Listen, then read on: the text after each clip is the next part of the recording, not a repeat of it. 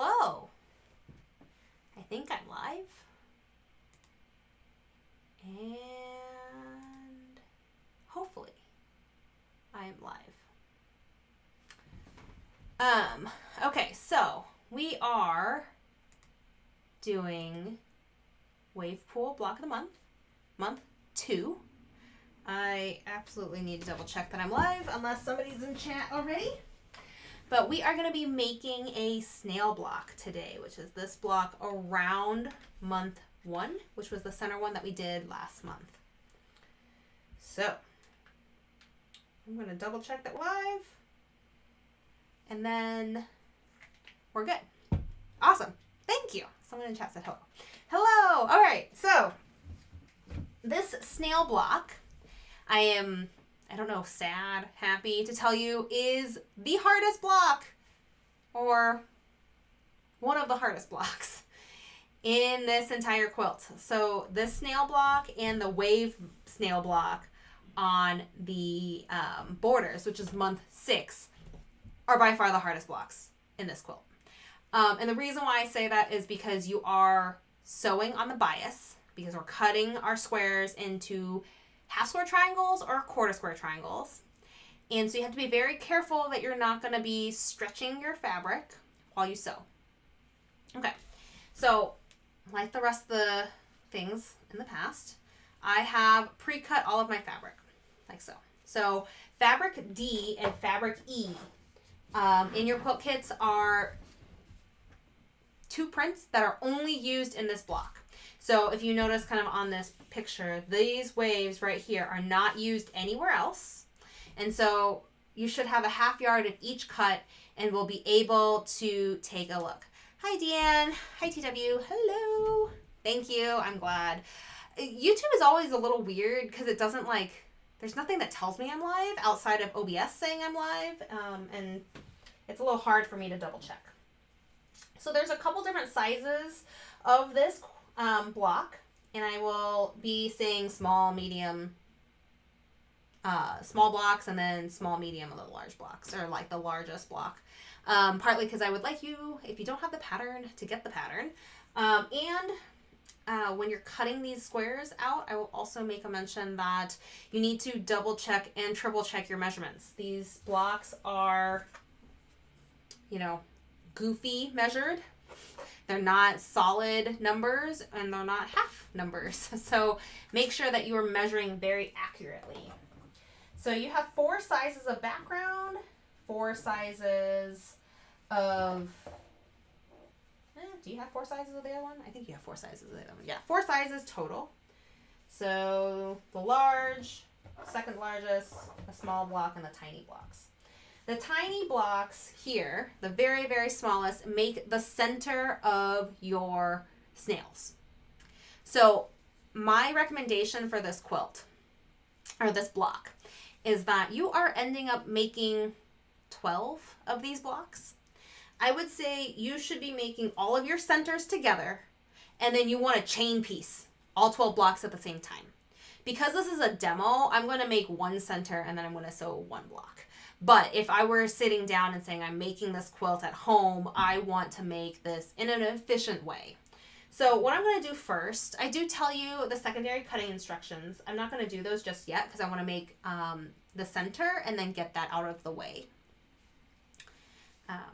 So I do have a question. We need 1D and 1E of this fabric. Okay. And then 2 of our background squares because we're making a 4 patch.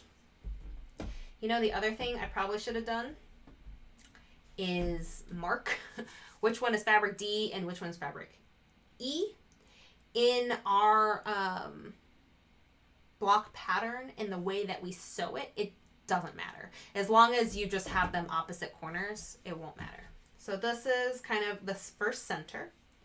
And I'm going to sew this like I would normally sew a 4 patch or with web piecing, where I go ahead and sew the top together and I sew the bottom together.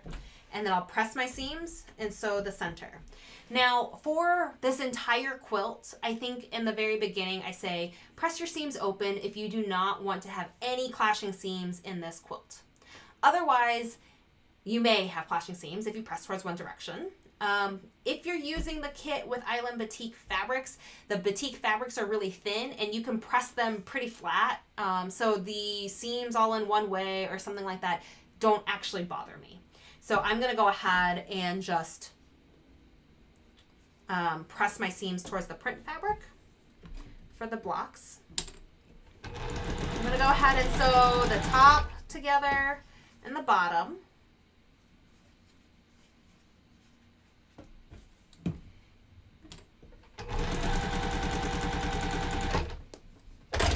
And I'm not going to cut these two apart because what I'm going to end up doing is I'm going to actually press these open.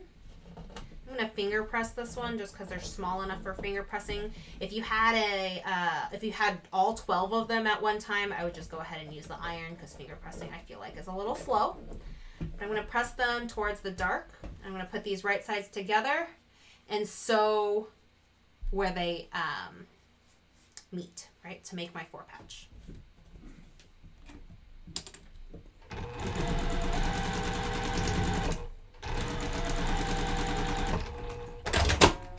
All right.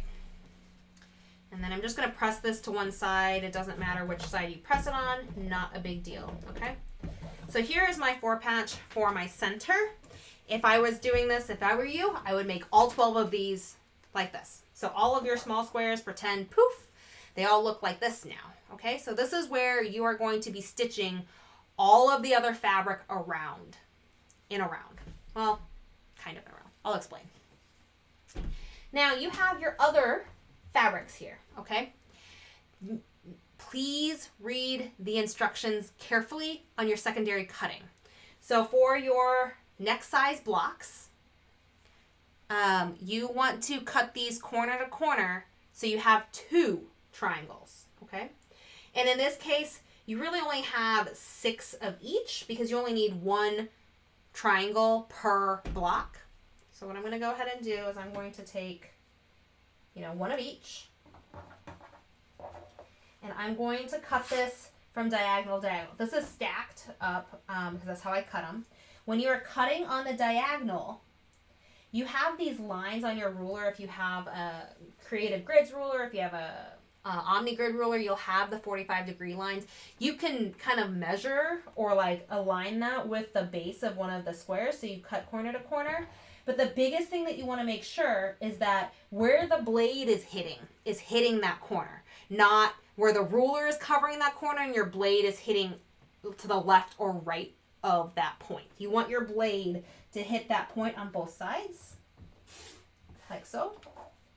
So you see my points don't have some goofy like semi-point. They're actually a pointy corner, okay? So I only need 2 of these.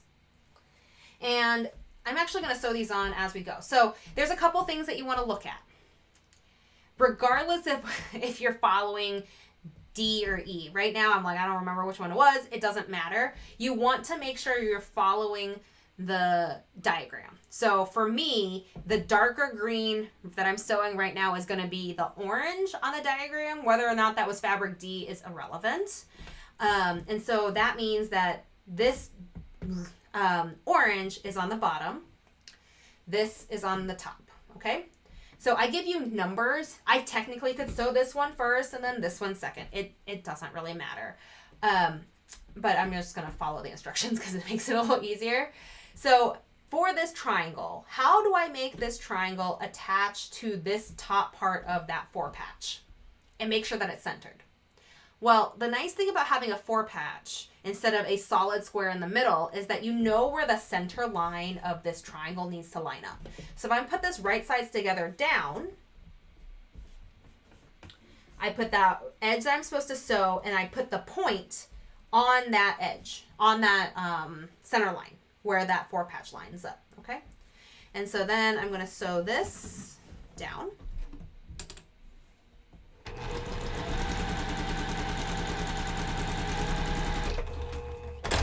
All right. And I can press that open. And then I'm going to repeat that for this bottom triangle. Okay, so this bottom triangle, I do right sides, or the well, technically right sides together, align my tip of the triangle with that center line. That will make sure my triangle is always going to be perfectly aligned in the center of the square. So if I were to slide this triangle left or right a little bit, when I flip it open, my square is not going to be square. So that's kind of the key trick to make sure that your triangles are sewn on accurately, is towards that center line. Now you can utilize the same kind of skill with a centered, with a solid center. So instead of having a 4-patch, if it was just one fabric, by folding the fabric to find the center points. But having this 4-patch is actually super handy. Okay, so like that. Now that this piece is getting a little bigger, I'm going to grab my iron. I'm going to turn it on and very carefully iron it. Not on my cutting mat. So now I need 2 background squares on the left and right. So that is going to be 3 and 4 that we want to do it. And if you're noticing, I'm pressing all of these triangles that I'm adding towards the triangle. So as I'm adding, I'm just pressing out the whole time. So I really only, for this piece, need to cut 1. I'm going to make sure I'm back to doing point to point, and I'm cutting directly on that point. So I don't have any goofiness going on. So remember how I said if I were doing this at home, I would chain piece the whole thing. I forgot to mention that after I added the 1. So I would say I'm going to add triangle 1 to every single one of my pieces. Then I'm going to turn it around and I'm going to add triangle 2 to every single one of my pieces. So I'm just chain piecing the whole way. And that way at the end, right now I should have 12 of these, both with number 1 and number 2. And then I would go and press number 1 and number 2. So let me see if I can do that right here. Okay.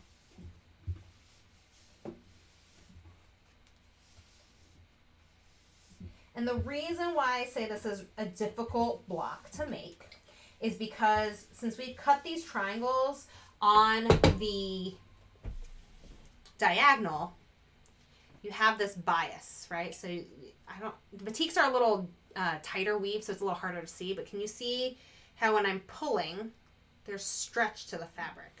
I don't know if you can tell. There's definitely stretch to the fabric. So when you're sewing that, you want to make sure that you don't pull too hard or whatnot. So I'm going to go ahead and now align my point of my triangle to the center line and align the raw edge with the raw edge here of the 4-patch. And then I'm going to sew those 2 together.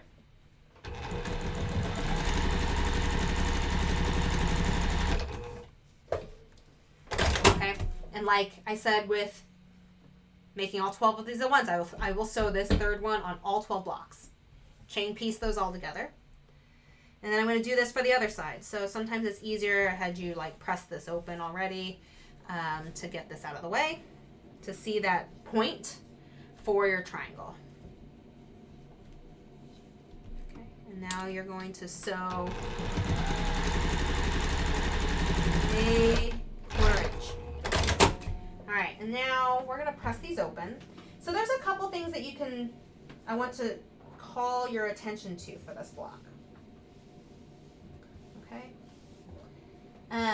This block is kind of interesting because now you have all these random dog ear corners. You can actually go and use a pair of scissors and cut them off if you want to. Otherwise, they'll just be in the seam allowances and it's not that big of a deal. But you can easily take a pair of scissors or something like that and just very carefully cut off the dog ears. Sometimes your blocks might be slightly off and you kind of notice that, oh, that's not completely straight. Do not cut your squares. Just cut the dog ears if that is what you want to do. You can leave them on if you like. It really won't bother anybody as long as it's in the back. Okay, so now layer 1 is complete. Okay, and so now what we're going to end up doing is we are going to use our largest squares and we're going to cut them into 1/4 triangles. And 1/4 triangles, Deanna, so these triangles that we added to row 1 or the layer 1 are the smallest squares. So those were the smallest ones. The next layer are the quarter triangles, and we make the quarter triangles from the largest squares. So there's two sizes that are pretty close together. So these are done. There are two sizes that are pretty close together. You have your large squares and you have your semi-large squares. They're off by just a hair. You want to do quarter squares from the largest version. Okay?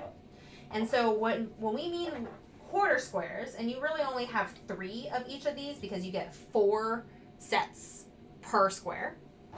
When we mean quarter squares is I'm going to cut this twice. Okay? I'm going to cut it this direction, and without moving my pieces, I'm going to move my ruler and cut it this direction. So then we end up with quarter square triangles. Make sense? You don't want to move your squares on the board because you then may not actually be able to put it down correctly again, and then you kind of lose where your perpendicular line is. So I typically like to not move my square and just move my ruler or move myself around the square. There's also like rotating cutting mats that are also super helpful if you're cutting quarter square triangles. So again, point to point, cutting these down. Okay? And then without moving the fabric, I'm going to change my ruler and I'm going to go, okay, point to point on the bottom. Here to here. And I'm going to very carefully cut across. Okay, so like so. So now I have, well, kind of. That one didn't cut all the way. We're supposed to have quarter square triangles. I gotta do some surgery on this one. The nice thing is you should have extra fabric for the larger squares in case there is a boo-boo like this. But there you have it. So you have 4 quarter square triangles. This will do 4 different blocks. Okay? So that is that one. And again, I would do this on every big block, or every block. So now, when you're looking at this, I would say orient your block like I have in the pattern so you don't screw up which side is which. And green and orange doesn't matter if you flip them around. Because I think last time I said this was green and this was orange, but this time I have it rotated 90 degrees. It doesn't matter. So now we have this here, okay? So we're going to sew one of these on. It doesn't matter. By putting your right sides together, your line goes here. Now the question is, how the heck do I align my square with my triangle? Like, how do I do my center square? Like, how do I do that? Well, there's a really nice solution, right? Because there's no line like the 4 patch anymore to say where's the middle. What you'll do is now you're going to essentially take your iron and find the center. Okay, so you should be folding this over. And you should have a center line that you just ironed across. I don't even think you can see that. Do you see that better here? Yeah, you can see that better here. So you have a line in the middle. And then you're going to iron the other side as well to find the middle that direction. Because you're going to have, again, a triangle that you're ironing or sewing on in all 4 sides. So this one's a little harder to see, but the white you can see. So it intersects directly at that center point. Line here, line here. So back again to putting this direction like so. Okay. Now when I put this down, I can say, okay, my point has to align with this creased line that I just ironed in to make sure that those are all centered. Okay. And then now I'm going to sew this down.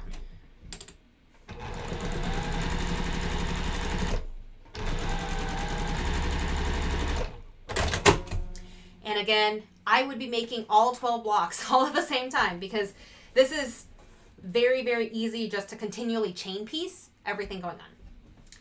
And then now the other one is on the other side. Again, match the point of the triangle with that center line and the raw edges together. So the hypotenuse of the triangle with the edge of your square.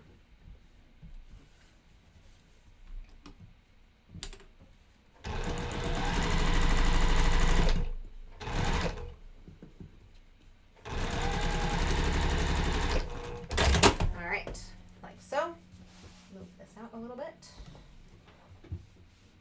So you can press this block open now, like so. And then to finish this square, you need some background white squares. So I'm going to go ahead and take a large background square. And I'm going to, actually, don't know why there's a massive crease in this one, but do that. I'm going to do a quarter square triangle from this background square. Okay.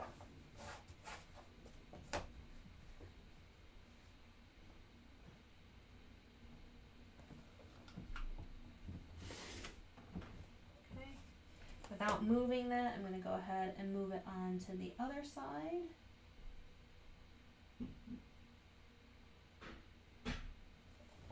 Like so. Okay. And now I need 2 of these squares, one for either side. And again, since I folded my piece in half, I now have my fold line for where that center line is supposed to go. So then I put this here, I find that center line, and I'm like, cool. I'm gonna go ahead and sew this down.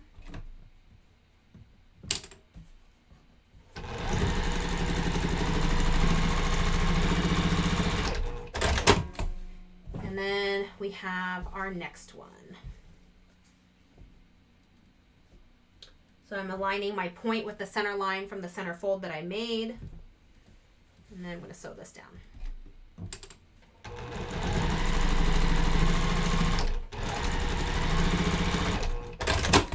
Okay, so I'm going to go ahead, take this over here. So this is layer 2, and layer 2 is now complete. I did put in some measurements in here for everybody to say, okay, yep, what size should your square be? Well, I kind of made a boo-boo on layer 2. I made a rounding error, so first edition patterns and PDFs all say this should be 7 inches. This is not quite 7 inches. It is technically 6 7/8. And if you really want to be exact, it's like 6.86 something inches. So just know that's not quite right. If you were not measuring at this point, you wouldn't have known any different. Just so you know. Just keep going. Okay. So I cut off my dog ears. And now, for the third layer of the quilt, or the block, we have our second to largest squares. And the second to the largest squares, we are going to cut in half. All right, so these are half square triangles, not quarter square triangles. So it's just going to get cut across the diagonal once. You should have 6 of each of these colors and then 12 of the background because you need 2 per block. And then for the print, you only need 1 per block.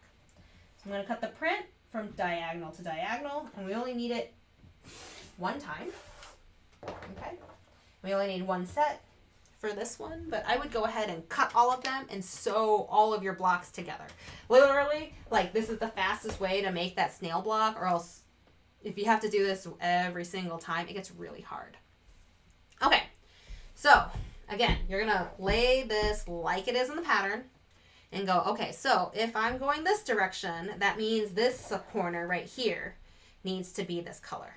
Which means this one is this color. Does that make sense? So you're kind of spiraling out. For me, I like following the pattern. Like, even when I wrote the pattern, like, even when I was making the quilt the first time, I followed the pattern just because visually it made so much more sense to me than going, okay, so where does this go? You know, like, I know it doesn't make any sense here, but sometimes it's just easier to follow the pattern, in my opinion. All right, so right sides together.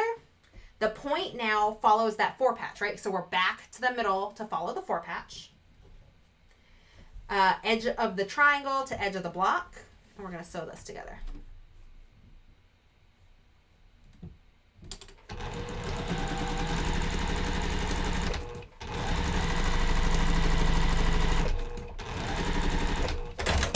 All right. Voila. And then we are going to do that for the other side. Okay.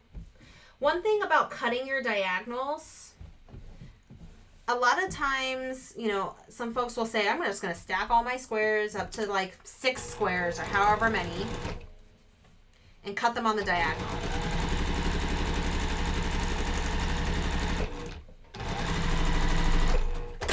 I highly recommend, especially with this block, that you use a smaller number to cut on the diagonal. Whether it's only 1 layer or 2 layers if you cut with the fabric, because it is imperative you don't screw it up. Okay? So you could theoretically make your squares larger, cut them down, sew them on, and then just trim the square to the right size. But it gets really goofy sometimes, right? Like I said, before I just add these triangles on, this square isn't technically 6 7/8. It's slightly less than that. So it's really hard to trim your squares to the appropriate size.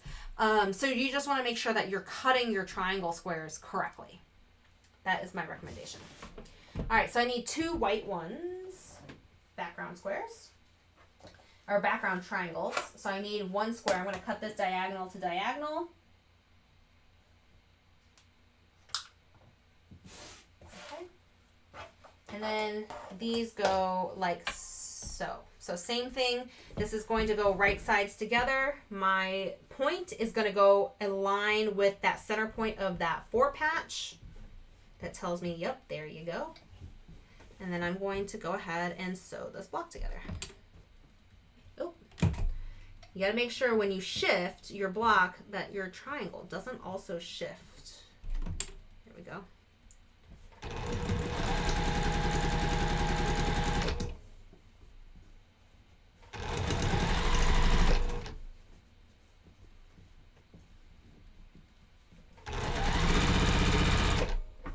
Like I said, this is the hardest block. And the only reason why I say this is the hardest block is month 6 might be the hardest block. The month 6 has another layer. It has a 4 patch inside another set. Okay.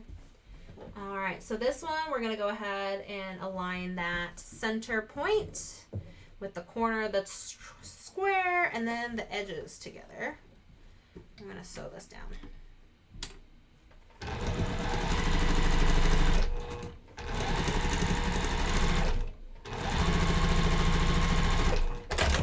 All right, so I'm going to take these, move this over here. My cutting board off.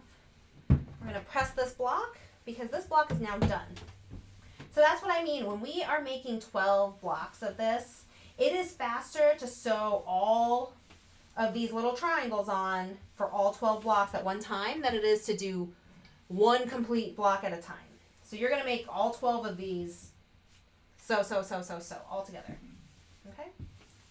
Now, you can go and again trim off these dog ears if you want. It's completely up to you.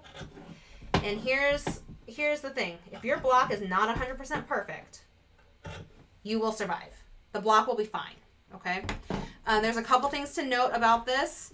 So say like you cut your diagonal slightly crooked and your block isn't 100% square. Try to square up your block with your ruler as best as possible to the final size.